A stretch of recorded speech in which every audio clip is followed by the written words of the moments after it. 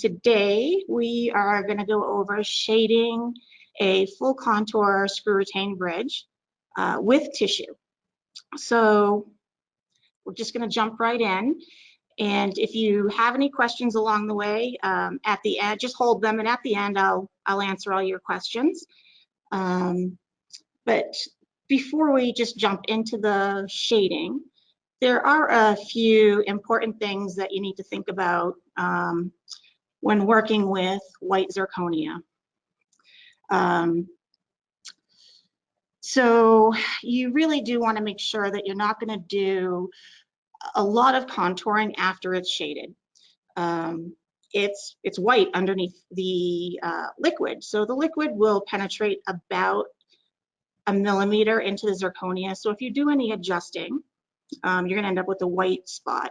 And I really encourage doing any opening of the embrasures, any kind of characterization. I would do it now before we do the shading. And I mean, really, you want to do minimal contouring after it is shaded. If you do want to use a shaded disc, you certainly could, like an A2, and you can still put coloring liquids on there and still get a really good effect.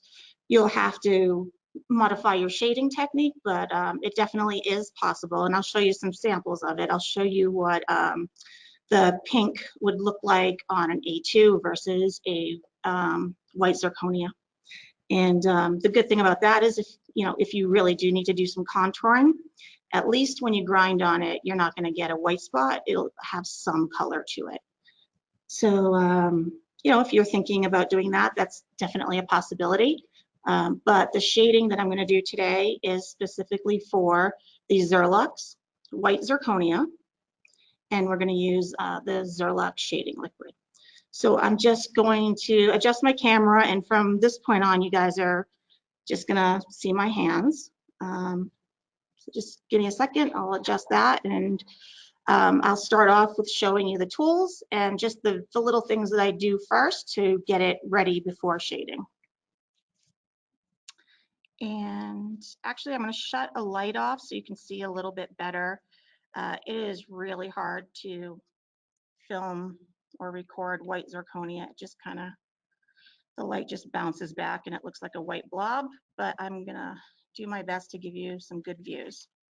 So I'm not actually going to do the contouring. I did one side, but I'm going to show you the tools and show you what I did do. So let's see. So this is actually a customer's STL, and I just duplicated it because I wanted to use a real case. All right, I'm going to be a little difficult. There we go. So down near the gingiva, I've added in some imbrication lines. And I have also put in on the incisal edges some mamelons, imbrication lines, and also right where in the sulcus area, not for any aesthetic reason, but just to help with the shading. If you put a little trough there, that will stop any of the pink liquid dripping down onto the tooth where you don't want it. And mistakes happen. I'm a little heavy-handed, and sometimes that happens. So to help prevent that, and it really does work, I just make a little trough. So the tool that I'm using to do that, I've tried a lot of things, and I have really narrowed down my tools just to really like 4 tools, honestly. I don't really need more than that. So to do that, I actually used an inverted cone, and everything I'm using, it's in the catalog. You can easily order it. So gently, I just go around the sulcus area. You can go into the interproximal a little bit. I didn't want to do this live because there'd be dust all over the webcam. I also used it to characterize mamelons and imbrication lines, and it works really well.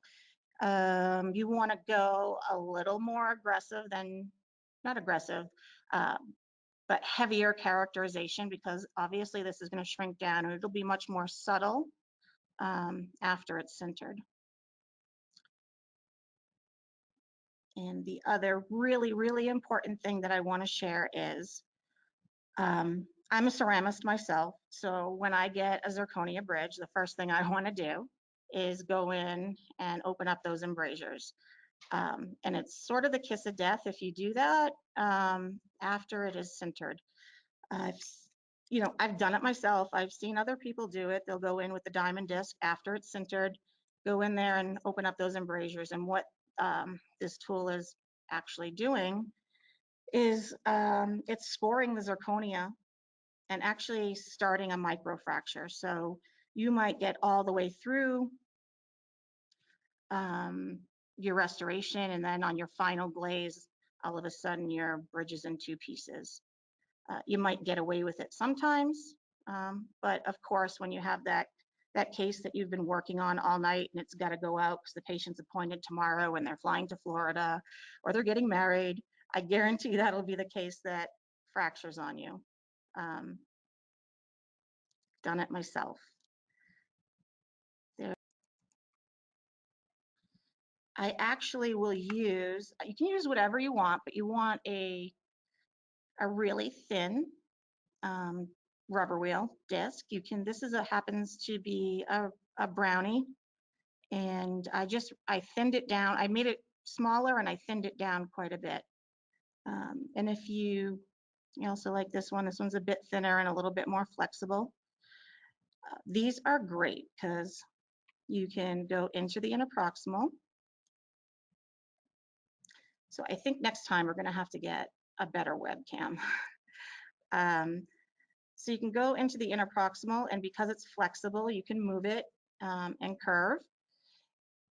And you don't have to go deep. It's going to make a really nice clean cut. You don't want to go too deep because you need to maintain the proper thickness for your connections and for the restoration. But what really, I think it makes a huge difference. And you can see it right now. So you can see I actually have some incisal embrasure here, and that really separates the teeth and makes it pop. And you can see the other side, there's no separation. And if I received that as a technician, I'm going to go in there and try to open that up. So if you're in this situation and you didn't have the opportunity to do any characterization before it was sintered, I don't recommend the diamond disc. I would say to use maybe a blueberry or an aggressive rubber wheel.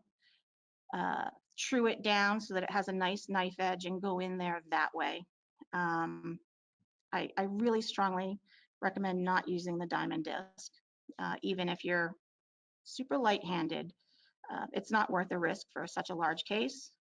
And it's costly to have to remill this again. And most of the time it'll break during your final stain and glaze while it's cooling, and it'll just snap. So even though we're talking about coloring today, what we just went over is important because you want to do minimal grinding because you'll end up contouring off all of the shading that you put on, or end up with splotchy areas that are incredibly difficult to cover. So once you've done all of your characterization, you've opened your embrasures. I'll also go in afterwards with a white rubber wheel that also has a knife edge, but not as sharp, and do a little smoothing of the line angles and embrasures. And then the very final step is I'll use this was bullet shaped, but it's been used, and I actually like it when it's this shape. I'll go over the entire surface and do some smoothing. I like that it's in a point because I can actually go up interproximal and do some smoothing as well. So really all I used, and this is what I would use if I were working on a real case. So inverted cone, I go with that first. whatever size you're comfortable with is fine, as long as it's an inverted cone. I've used the inverted stones, and I don't feel like they work as well. I really like the diamond. So then we went over to a thin rubber wheel to open up the embrasures, separate the incisal edges. And I forgot to tell you, but the other nice thing is because it's flexible,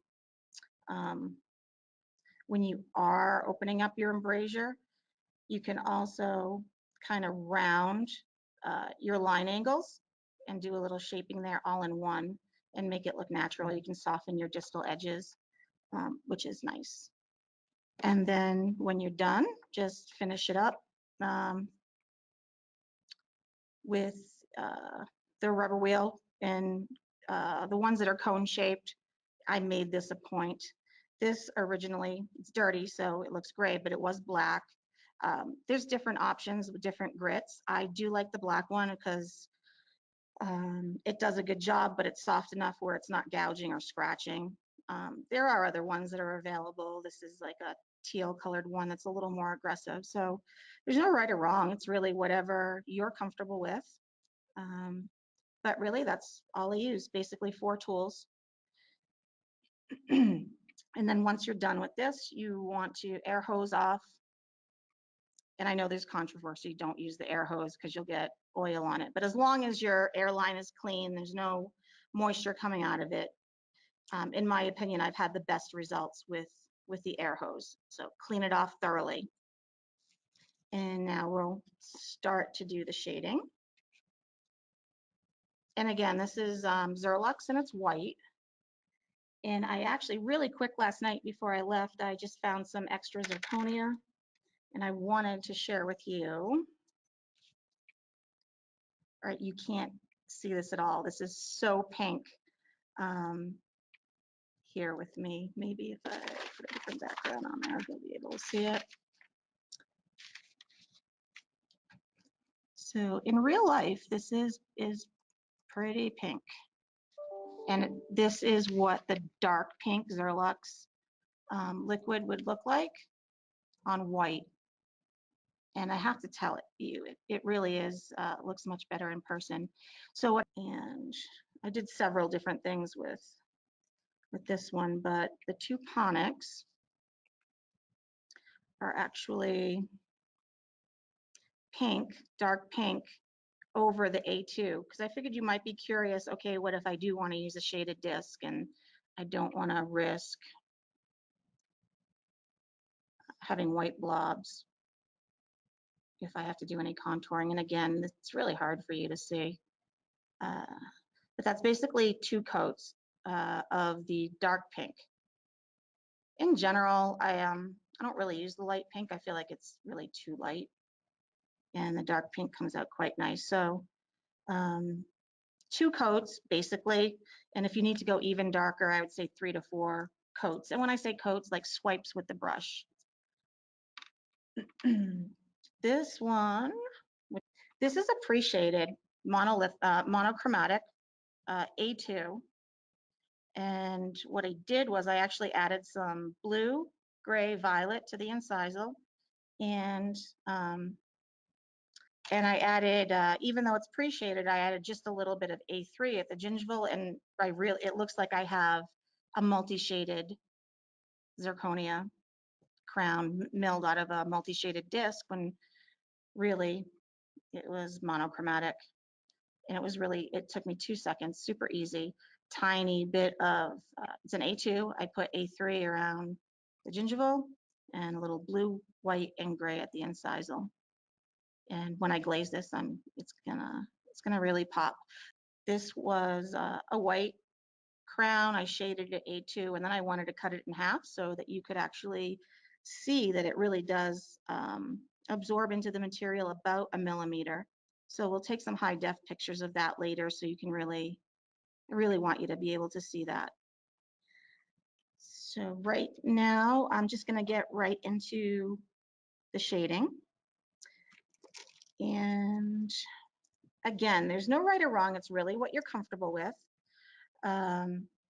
There's different sizes of brushes. This liquid is not acid based, so it's It's not super important that there's no metal on the brush. I really like the larger brush when I'm doing the body of the tooth. It goes on more evenly. It distributes the liquid more evenly. If you're using a smaller brush, you're doing more strokes, and you might, it's harder to control. You might end up having some blotches. So I tend to use the large brush for the Dentin shade. I will use smaller brush for all of the characterization, the blue, gray, violet on the incisal. And we also have some micro brushes that come in handy. They don't hold as much liquid, so I would say small areas. You could use that for applying the tissue if you wanted. And I really do think the small brush does a better job for the incisal and really breaking it up and feathering. So we will get into it. In the past, when I've done these, I started with the tissue. I think it's actually better to start to do the dentin before the tissue. That way, if the pink does bleed up, the zirconia has already absorbed your dentin shade. And if it makes its way past that trough, you're still going to be okay. And today we're going to shade this. I'm tired of doing A1, A2, B1, B2. So I'm actually going to go darker. I'm going to do A3 and A3/5 at the gingival. And we are going to start. I always like to start with the blue. So I'm using the blue Zirlux liquid. You can use the liquid on really any zirconia you want. It's just all zirconias are different, so it will absorb differently. So here, where I might put one brush stroke on a different zirconia, I may need to do two. So you can mix and match, but you have to do a little bit of testing first to really know what your outcome is going to be. But you certainly can do it. Right. I'm going to try to stay still for you guys and try to get the best angle for you. Hopefully when I get some color on this, it'll start to show up a little bit better. All right, so I'm using a really thin brush, and I like to start with the blue. And I like to highlight my mesial and distal line angles. And I just sort of do like a staggered lines, and in the end it'll look sort of feathered. Maybe really apologize. I wish this was more focused. You want to pick up enough liquid so that it's actually absorbing. It's not always about how many brush strokes, but actually the amount of liquid you're applying. So I actually went back and added a little more because I realized that the first strokes were a little too dry. So what you want to look for, I mean, I can tell you brush strokes, but what you really want to look for is that the shading liquid is going on wet and glossy, and you can actually watch it absorb in and get dull. And that's sort of your clue that you have the right amount. If you actually have to sit there and keep wiping the liquid on, you're really going nowhere with it. It's not absorbing, it's on the surface, and you won't be happy with the result.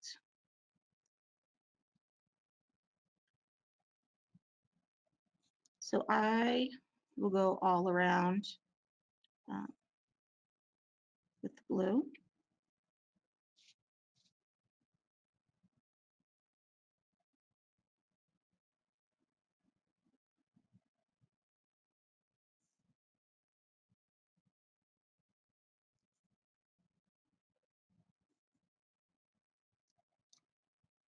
And normally this bridge would have a stabilizer on the lingual, or we wouldn't be able to sinter that without it warping. But since this, it'll just get in the way, and I don't need it because it's not a live case,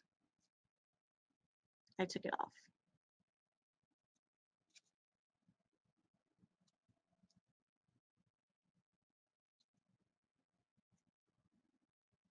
We want to make sure we have enough time, so I'm just going to shade half of the bridge. So that's just the blue. We started with the blue.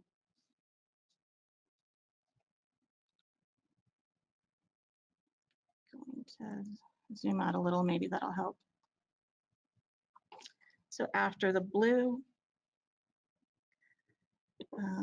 you can use the light gray.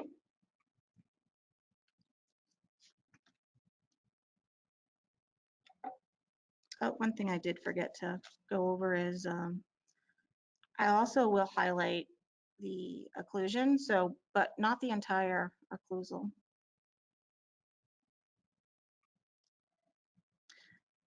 I'll put a little bit of blue on the cusp ridges only.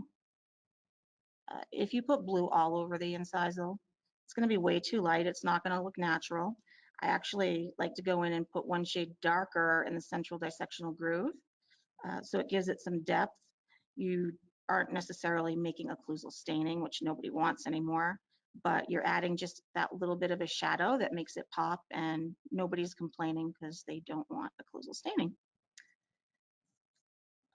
And so I would normally use a different brush. I will keep one brush per shade, and I'll label the brush so I have it and I don't have to cross-contaminate.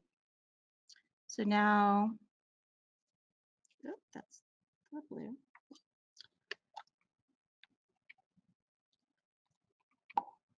You know, it looks purple, but it's actually gray. There, maybe you can see better there. So now in between the blue, I'm going to go in and stagger the gray. So if you have an A shade, maybe you want to use more of the blue or a B shade. The blue tends to make things brighter. I know that if you've done stain and glaze, you tend to use your blue to lower value, but for whatever reason, it does kind of brighten the value. So I don't go crazy with the blue. So the blue is good for the A and B shades. But if you're doing a C shade, I would use more of the gray. If I were doing a D shade, I would use more of the violet or purple.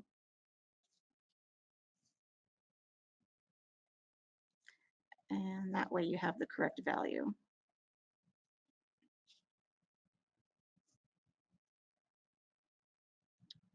I know I keep apologizing for the video. I wish you could see better.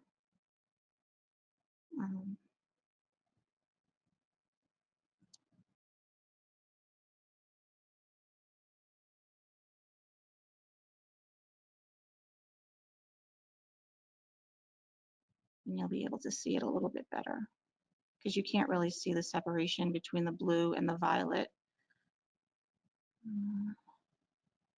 I don't think you can see it at home. Maybe right there. There you go. Now you can see it. So blue and then violet. I'll try to remember this angle so I can get you a better view. So we did blue, we did gray, and now I'm going to a little bit of purple or violet. If you do have a case and the patient has like that opaly, creamy kind of mamelon area, you can put that in now too if you want, just subtly. Maybe use like an A1 maybe, and create some characterization. There we are. And so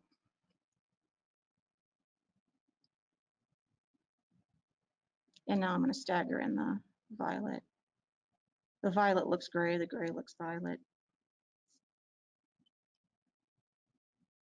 And so by adding all three colors, it just really breaks things up, gives you a more natural look. But again, it depends on the patient's shade, so use your creativity.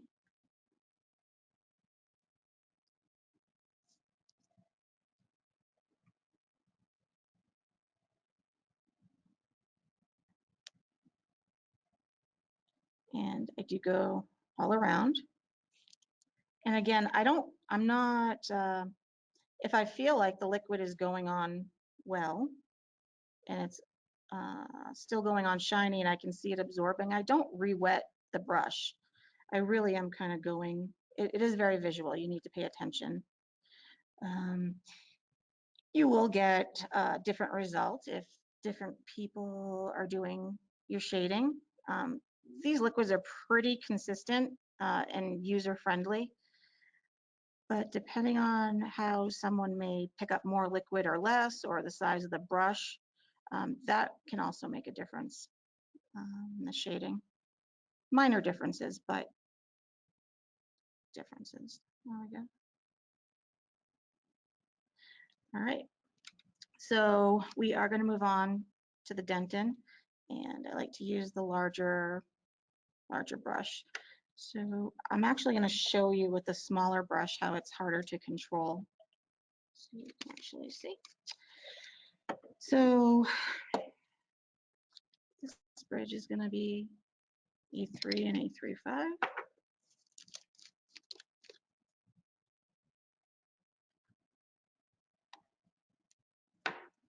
I have also dipped bridges because you also get a very consistent shade because you're dipping it all at once. It's absorbing everything at the same rate. What I basically did was put the liquid in a baggie, drop the bridge in, get it all wet for like maybe 2 seconds, take it out and just blot it dry. That actually gives you a really consistent, accurate result. But you do have to put your tissue on first. The pink, you have to do all of your characterization first and then dip it.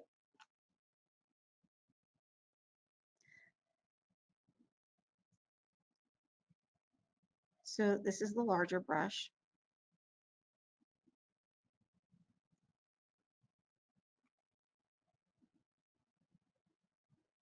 And so with the larger brush, it covers more area and I can basically get it done in 3 swipes.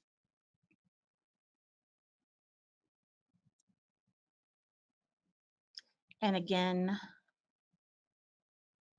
you want to make, so with the lateral, it's smaller, so I could probably get that done in 2 swipes. You want to make sure it's not puddling too much in proximal. A little bit of puddling is okay because your interproximals are slightly darker anyways. It'll give you a nice shadow.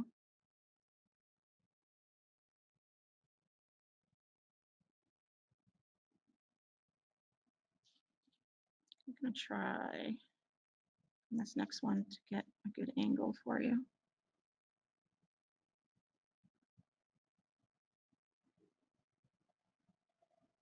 Three swipes. It's 1 swipe in each area, but it took me 3 to cover my cuspid. So this is really frustrating that you can't see. I'm just going to finish it up. So applying 1 coat all over the Dentin area. Going to move on to the lingual.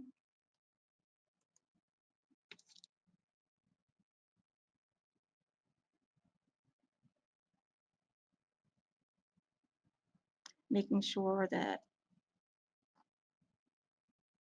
it's going on nice and glossy and that you can see it absorb in, but it's not over puddling.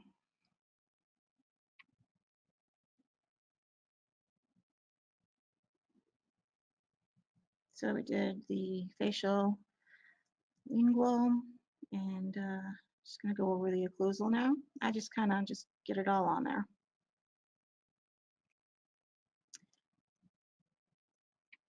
And then we are going to go around with a second coat.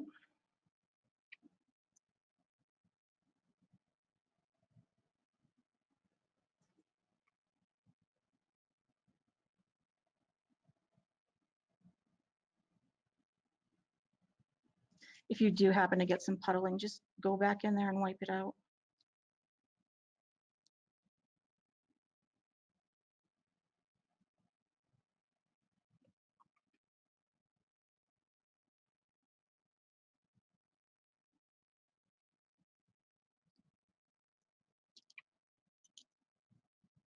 And I just spilled my liquid.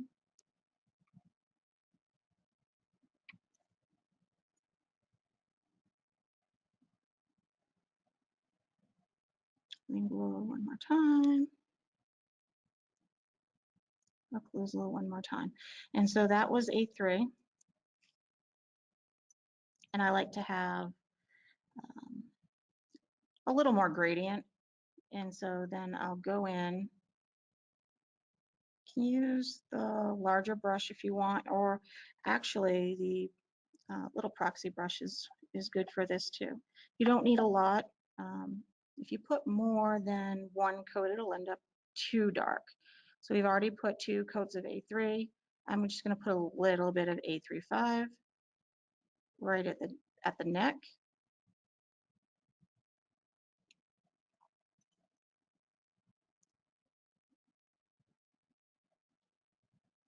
If you want to go ahead and add a little extra shading to your cuspid because they're naturally darker, you can do that.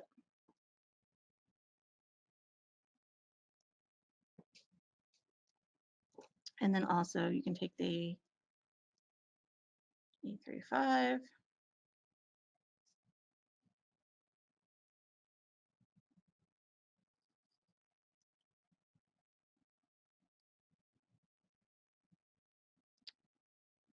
and I'm just going to put it down the central dissectional groove area.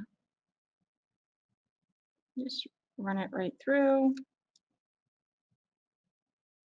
and it'll give you some depth. There we go. There. Now you can see it. So you can see we staggered the incisal blue, gray, violet. If the patient has more incisal, add more blue and gray. We've put the dentin on with the A3, and we have darkened the gingival with a little bit of A35, and we have also added some depth on the occlusal and the central dissectional groove. Really be careful when you're putting your incisal on not to put too much on the actual occlusal surface. It will make it look a little too bright and it'll look funny. It won't blend nicely. If you want also at this point, before you put the pink tissue on, if you want to mimic the eminentia or the part of the root that actually shows through the tissue just a bit, you can do that. You can drag some of the shading liquid further down. So you have a little bit of shading and it'll look a little more natural.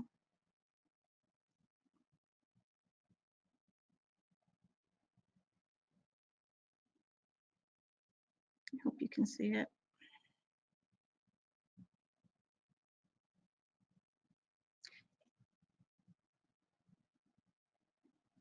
All right, so, and I'm just gonna continue with the rest. Putting a little dentin, mimic the root. I am going to shade the other side after the webinar. And on the other side, I won't drag the dentin down onto the root area. And that way we can see the difference. And you can actually see this restoration after it's sintered.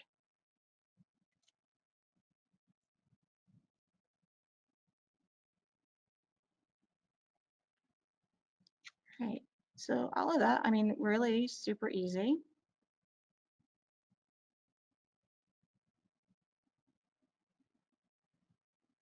And now we are going to move on to the dark pink. I like to use dark pink the most. I feel like the light pink is a a little too light. You might have a use for it with some patients, but I feel the dark pink works best. And you do have to put at least 2 coats on or it will come out too light. And if you really need a much darker pink, I would say 4 to 5 coats of the pink.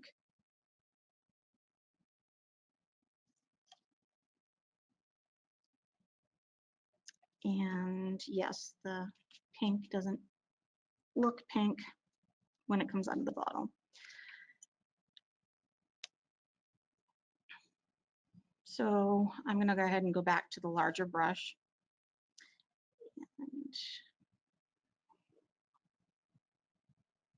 And I'm just going to swipe it on.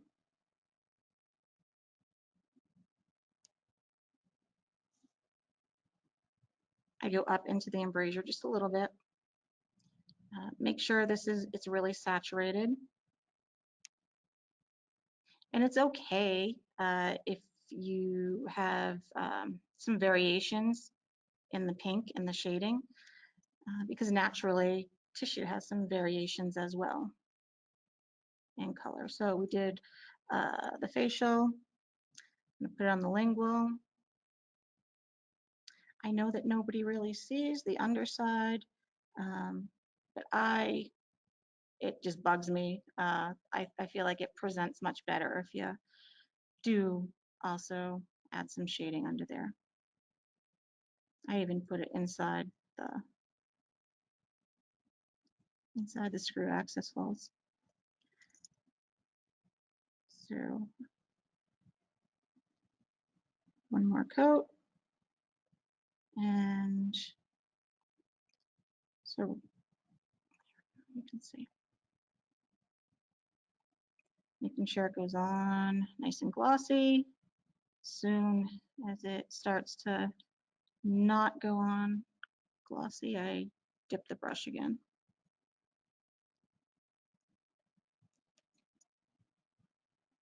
And it's hard for you to see.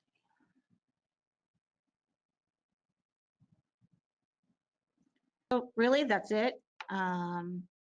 Super easy. Just to recap, you want to make sure if there's any adjusting, you really want to do that before shading. So there are webinars, they're on YouTube, or we can provide the link, but sintering is a really big part of getting the correct shade. A lot of times we will evaluate zirconia incorrectly because we think it isn't good, or it's too yellow, or the shade's not right. But sintering has a really big part in shading. So you have 2 kinds of elements. If you have a sintra, you will have MOSI 2 elements. And if you have something like a dikema, you will have the silicone carbide elements. And so the difference is that the MOSI 2, which a lot of people have sintras, great oven, and the dikema is amazing as well. Those are the 2 that I really like. The MOSI 2 elements in any furnace do, when the cycle is heating up, the elements open up a little bit, and some of the shading actually burns off and gets into the elements, and so they get contaminated. So then with your next sintering, after a while, if it builds up after a while, when those elements open up on the next cycle, some of that shading actually comes out and gets absorbed into your zirconia. So when you're using shading liquids, do routine purging if you have the MOSI 2 elements, and if you can, put a cover on your tray.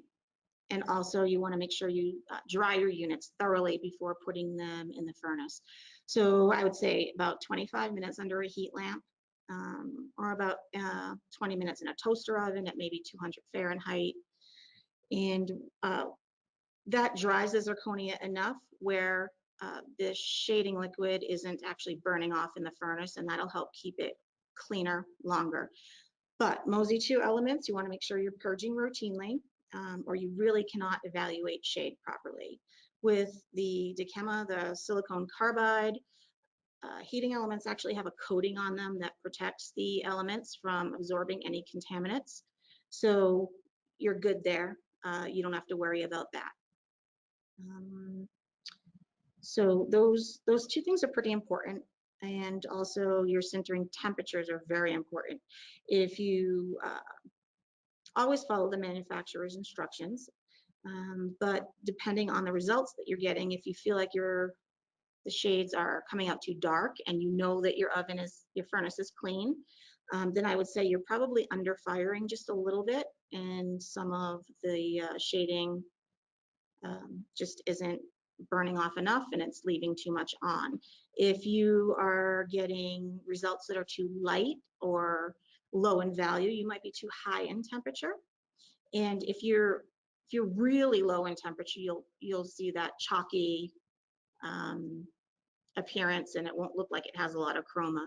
So super underfired, you're going to get that chalky white looking restoration. Slightly underfired, you'll get a slightly dark crown. And overfired, too high in temperature, you will have less chroma and a lower value. So there's more to keep in mind. There's other things that affect your shading. I also recommend that you keep your shading liquids in the original bottles that are opaque. You don't want to have them in a window near sun. It is also best to keep them in a cool area, because all of these things can affect your liquids. If they start to get kind of syrupy, or you notice there's just some debris in it, I would toss those out and start with a fresh batch. I usually don't work straight out of the bottles. I'll use a separate container. And as I need more liquid, I'll just refresh. And that keeps everything nice and clean. And the other really important thing, along with not using the diamond disc, is not only is your temperature very important with sintering, but also your heat rate. So you want to have a really slow heat rate with any large bridge, whether it's a screw retained or anything over 6 units, and that's really thick. So we will also share the sintering cycle. I'm going to share my recommended cycle that I found works best for me. I do stray a little bit from the manufacturer's recommendations, but again, that's what I found that works best for me. But I always recommend you follow the IFU first, and then you can play around a little bit. So basically, your first heat rate up really should be no higher than 6C, and this is just like a general basic rule of thumb for any zirconia, any large case that you're doing. So first heat rate up to about 900 really should just be 6C, and then your second heat rate needs to be even slower, and I would say 2 to 3C up until your final temp. For the screw retained bridge for the Zirlux, I like to go to 15C Celsius. I go about 10 degrees higher than the single units because it's so thick, and I really want to make sure it's absorbed all the heat and it's really hitting the right temperature. So if I have my furnace at 1560, I know that I feel pretty comfortable that it really has at least reached the 1550 throughout the entire bridge. And then the other really important thing is it needs to slow cool. So for the cooling, really, I follow the same parameters. Maybe 5C down to 900, and maybe 10C down to 400. Don't force your oven open before it's 400. Don't try to rip it out of the furnace and get it to cool quickly because you're in a hurry. Just leave it alone. Let it cool naturally, and when you can touch it with your hands, you're good to go. When you are gonna apply porcelain, same rules apply. It doesn't matter what porcelain you're using. You want to follow the porcelain manufacturer's instructions. It's not really about the zirconia at this point. As long as you have porcelain that is compatible with zirconia, you can use whatever you want. I personally do like the GC porcelain. It looks very nice on there. and they have great tissue shades. And so yeah, so when you do your, before you do a buildup, I recommend that you do a wash of glaze or stain, and then you can move on to your layering. And so same rule applies when you're using the porcelain furnace. When you're building or glazing, you need to really keep your heat rate up. I feel really safe at 25 C per minute, but you could do 35 C per minute. So again, slow heat rate up, and then cooling, again, like 25, 35 C per minute to cool. Or if your oven goes by like time, I would say 45 minutes of cooling. And I know that's a really long cycle, but that will prevent you from the case being in-house even longer because it fractured. It will happen. It may not happen every time, but it will. And I strongly recommend don't rush the cooling, the heating. Zirconia is super strong, but though its one weakness is thermal shock. And you can also have thermal shock when you are grinding on zirconia after it's sintered. If you're really heating it up and grinding aggressively with a stone, you can also create microfractures there. And again, you don't really see them at that point. Most of the time you'll see them when you're doing your stain and glaze, and that poor stain and glaze person gets blamed for cracking the bridge when really that microfracture was started way before down the process. So that wraps that up, and right now I do have some time for some questions, if anyone has any. Okay, so someone is asking, Jeffrey is asking, I've been recommended to use the Mpf brushes, which are entirely plastic, synthetic, and metal-free. I think that is the best way to go. I haven't run into any issues with using a brush with metal on it with the water-based, but I do, put effort into making sure I don't get the metal into the liquid. But yeah, definitely the metal-free brushes are best, and the synthetic. And if you find a brush that works great for you, awesome. They don't all hold the same amount of liquid and disperse liquid the same. So find the one that works for you. I like one that will hold a lot of liquid, but then not just like throw it out as soon as I touch the zirconia. It actually kind of flows out evenly. Just distributes it better.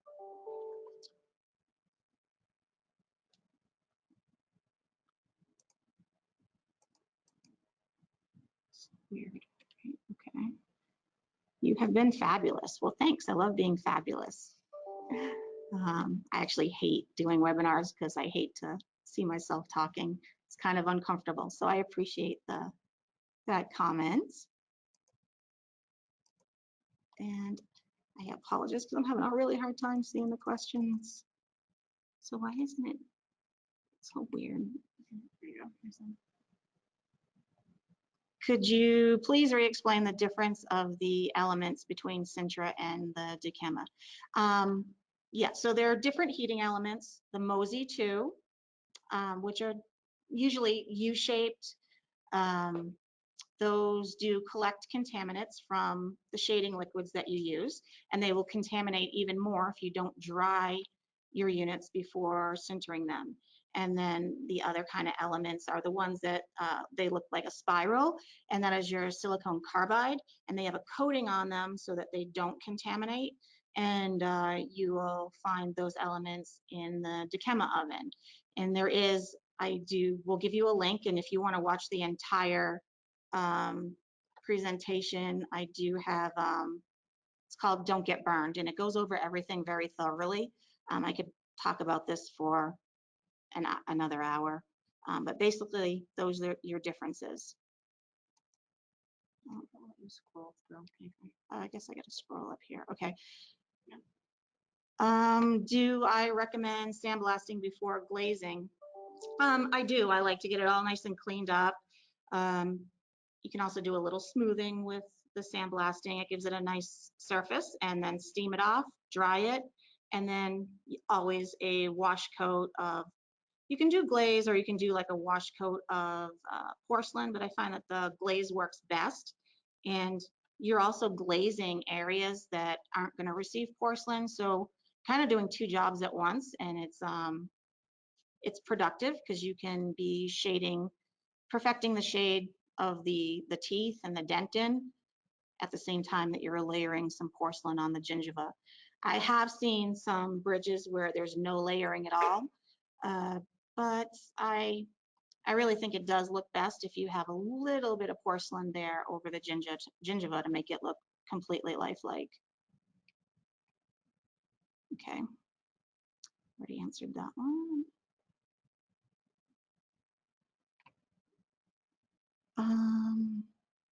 Again, metal on the brushes, yes, it is best to not have metal, or don't get your brush dipped too far into the liquid where there is metal. And again, these are really the two brushes that I use. This one is actually a caramel brush. I just like the way it holds the liquid.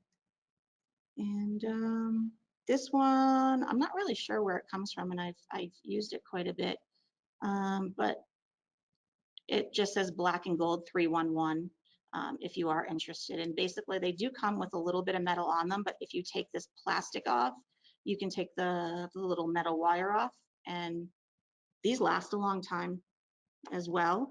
And I'll actually write, you know, I'll have one for each dentin shade, and I'll actually write it on the brush so they don't get mixed up. If you have white spots after sintering, that is because there's been a lot of controversy with this, and people thinking that it's your beads are dirty, change your beads. What it actually is, and I learned this because I was fortunate enough to actually meet with someone that actually makes the zirconia. It is actually little bits of contamination and crystals falling off of your heating elements and then falling into your tray. So it's in there with the beads, and it actually has a reaction with the zirconia. And yes, it makes it look like a white circle. And if you go and dig in there, it's all kind of chalky when you open it up. And that is the contaminant falling into your tray, and it gets right into the zirconia there. It kind of just really destroys it in that area. You can dig it out and patch it up, but that's really what the problem is. So again, make sure you're following proper maintenance with any furnace that you're using that has the MOSI 2 elements. Again, I have the whole process on Don't Get Burned PowerPoint that we have that you can look at.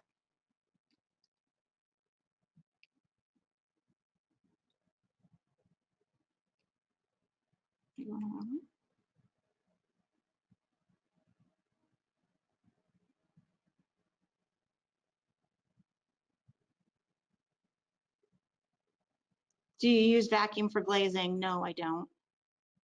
I just find I get a better result without it.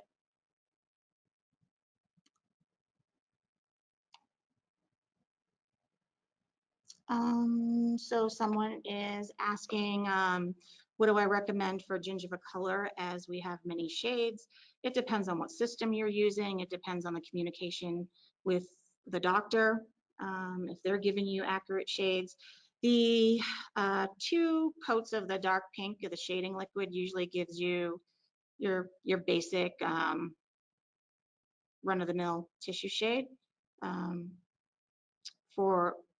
So depending on your ethnicity, I can't spit it out, ethnicity, you might have different gingiva shades. So for like a Caucasian, 2 swipes of the dark pink is fine. If you need a lighter tissue shade, then go ahead and use the light pink. And if you need something a little darker,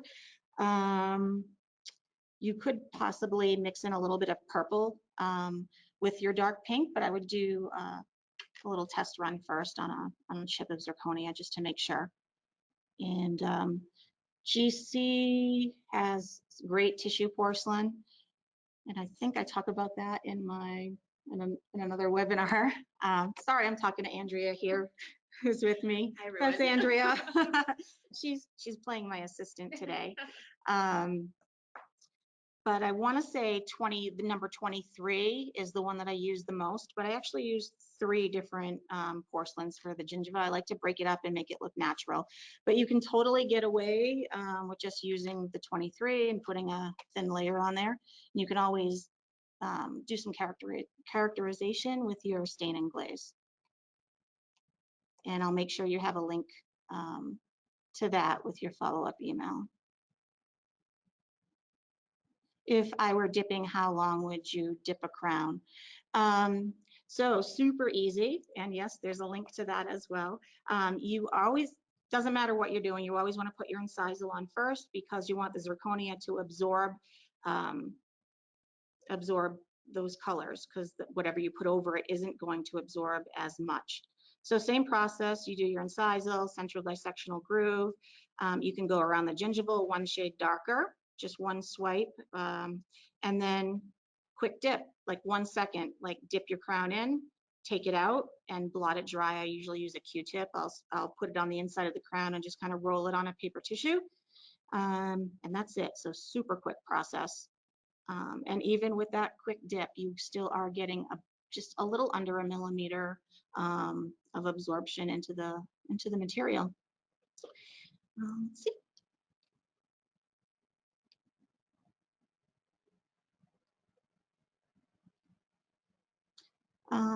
Have I tried using multi-layer with white shade bleach?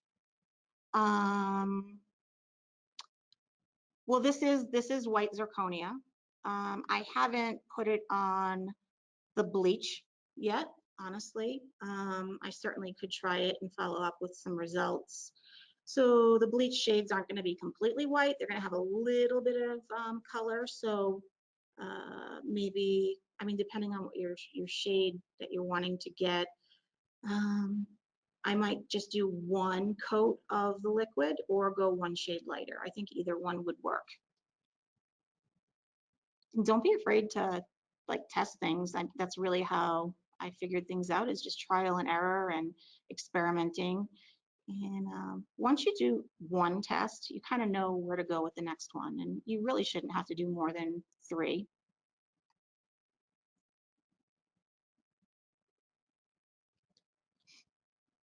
Do I recommend a support bar going across the arch to prevent distortion during sintering? Absolutely.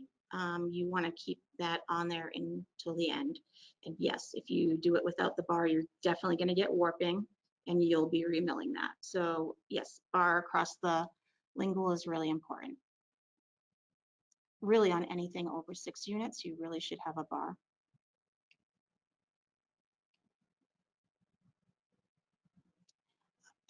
Do I mix between gingiva colors?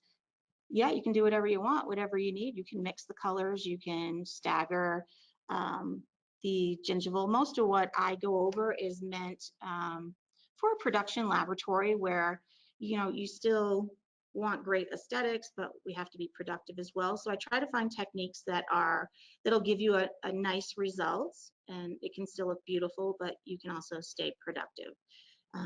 But if you want to, you know, go deeper into it and get real artsy, certainly you can, and you can mix colors. I've experimented with mixing colors so that I could get the 3D shades. I don't have it perfected yet, but a lot of the 3D shades have a lot of purple and pink in them. So adding purple or pink to your Dentin can help you get those 3D shades a little better. Some of them are tricky though. The 5M1 sure is a pain. Someone's asking about the watercolor brushes, aqua brushes. So they actually hold the liquid inside the brush, and it's a clear synthetic plastic bristle. I do actually like them only for the incisal liquids, but then I do go back to this brush here to apply the Dentin. I just don't feel, sometimes the aqua brushes don't distribute the liquid well enough, and when you're putting on Dentin in a large area, you don't want to risk that being splotchy.